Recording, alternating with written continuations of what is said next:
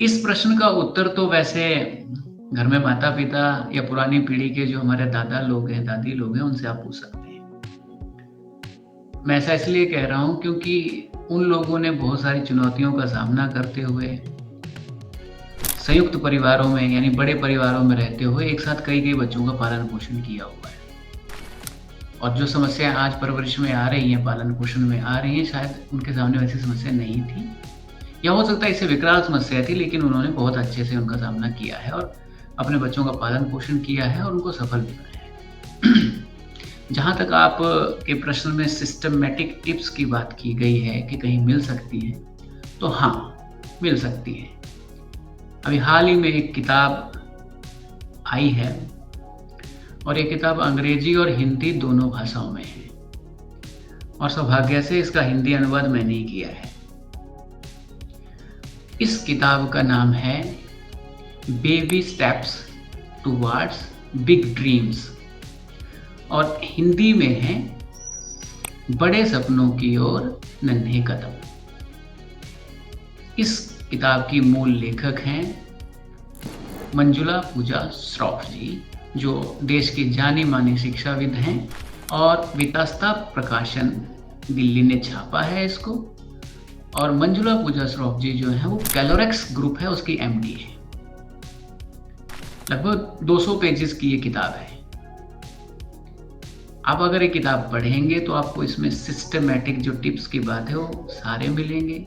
वैज्ञानिक दृष्टि से लिखी हुई चीज़ें हैं और एक मैनुअल की तरह ये किताब है। कारण क्या है? क्योंकि आजकल लोगों को एक बच्चा पालने में भी या उसका पालन-पोषण करने में भी समस्या पैदा होगी या चुनौतियाँ हैं, समस्या ना कहें तो चुनौतियाँ हैं। तो इस किताब में उन सारी चुनौतियों का सामना कैसे कर सकते हैं, उनको सहजता से कैसे टैकल कर सकते हैं, ये बताया हुआ है। और बताया भी कहाँ से है? गर्भावस्था से लेके युवावस्था तक। एक आयु वर्ग के हिसाब से बताया है। बच्चों के आयु के हिसाब से बताया गया है कि आप उनकी चुनौतियाँ क्या हो सकती हैं, उनकी समस्याएँ क्या हो सकती हैं, उनकी रुचि क्या हो सकती है, उनका व्यवहार कैसे हो सकता है, उस व्यवहार को आप कैसे डिकोड करोगे। बच्चा आपसे क्या कहना चाह रहा है? कई बार हम लोग बहुत ज़्यादा डाँट-फटकार कर देते हैं या कई बार बहुत ज़्यादा लाड-प्यार कर सकते हैं। हो सकता है जब डाँट की ज़रूरत थी तब हम लाड कर रहे हैं, जब लाड की ज़रूरत थी तब डाँट रहे हैं। तो जो पॉज़िटिव और नेगेटिव टाइप का रिइन्फोर्समेंट है, तो इस किताब में बड़ा सिस्टमैटिकली एज वाइज़ आपको बताया गया है। माता-पिता के लिए बच्चों के व्यवहार को कैसे डिकोड कर सकते हैं, वो बताया गया है। माता-पिता अपने बच्चों के साथ कैसे स्वस्थ संवाद कर सकते हैं, वो बताया गया है। वो ट्रिक्स बताई गई हैं। संवाद इसलिए आवश्यक है क्योंकि हर चीज़ का आधार ही संवाद है। अगर आप अच्छे से बात करेंगे तो बच्चे बहुत कुछ कर सकते हैं, चिड़चिड़ा के बात करेंगे तो वो और कुछ कर सकते हैं।